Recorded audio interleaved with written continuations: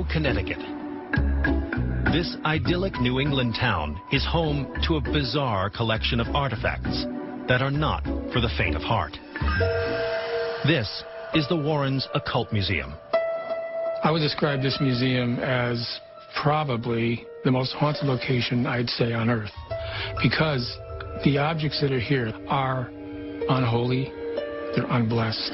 Since 1952, this unconventional museum has housed a sinister array of skulls, satanic idols, and other cursed objects. But according to curator Tony Spera, the most diabolical item here is a simple child's doll named Annabelle. The doll, at first glance, looks like any other rag doll. It's got the stringy hair, it's got the button eyes, and it's got striped feet. It's just a beautiful little doll to some little girl.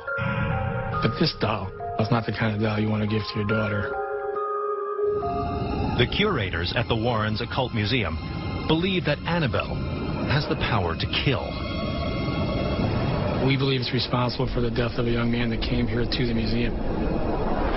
So what is the real story behind this devilish doll named Annabelle? Connecticut, 1970. A nursing student named Donna is celebrating her 28th birthday with her roommate Angie. To mark the occasion, Donna's mother has sent her a rag doll.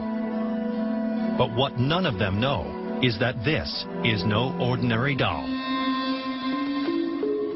Donna keeps the toy on her bed as a reminder of her mother's love. Then, one day, when the girls come home from class, they notice something strange. The doll has moved. And they'd come home and the doll's legs would be crossed, or the arms would be crossed. And they start to get a little suspicious, like, what's going on with this doll? And it seems that the doll's powers don't stop there. They'd find notes written on parchment paper and pencil saying things like, help me, help us. Little notes that didn't make any sense. At first, the girls seek a rational explanation for the mysterious notes. The girls thought maybe someone's getting into the apartment. What they did is they would mark things to see if when you walked in the door you're going to move the rug a little bit. The nurses said, we'll know if someone was in here.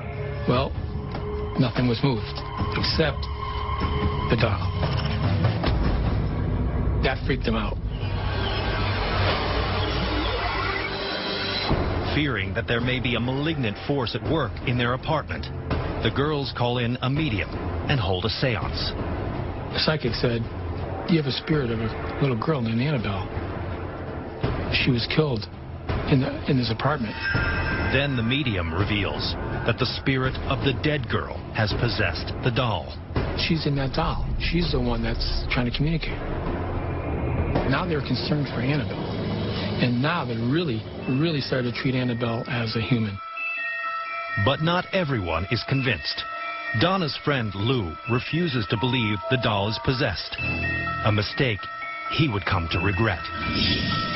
One afternoon, while Lou is taking a nap, he has a terrifying nightmare. Annabelle is crawling up his leg, coming at him. He said, and then she gets to the top near my neck and she starts to squeeze my neck like she's trying to strangle. Lou wakes up, gasping for breath.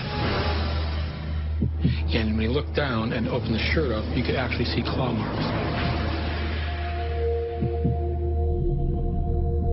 Now they knew.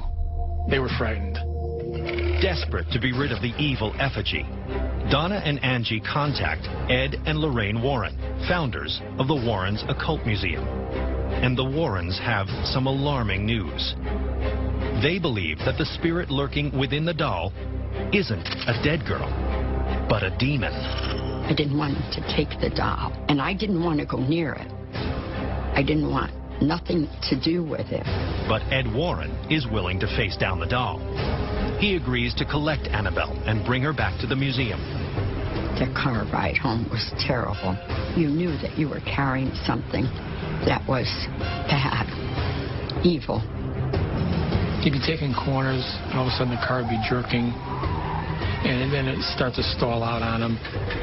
very uncharacteristic of the car. Finally, he stopped the car. He took a vial of holy water and he sprinkled it on Annabelle in the back seat, and he made the sign of the cross.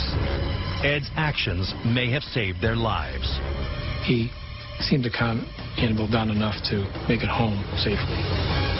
And for a time, it seems as if the spirit that appeared to inhabit Annabelle has been cast out, until several years later, when one skeptical visitor challenges Annabelle to demonstrate her powers. This young man, he runs up to the case. He says, "This is a bunch of bunk, but I don't believe any of this stuff. If this thing could put slashes on somebody, do something to me right now." Ed was like flabbergasted. He said, "Hey, son, sorry, you have to leave." 3 hours later, this young man was dead. He died instantly when he hit a tree head-on with his motorcycle. Did Annabelle put a curse on the man and cause his death? Of course, there's no way to prove it. The lesson you learn from this story is you do not challenge evil. You do not challenge the demonic. And whether you believe it or not, this chilling tale is enough to persuade visitors to the Warrens Occult Museum to choose their words carefully when in the presence of Annabelle the doll.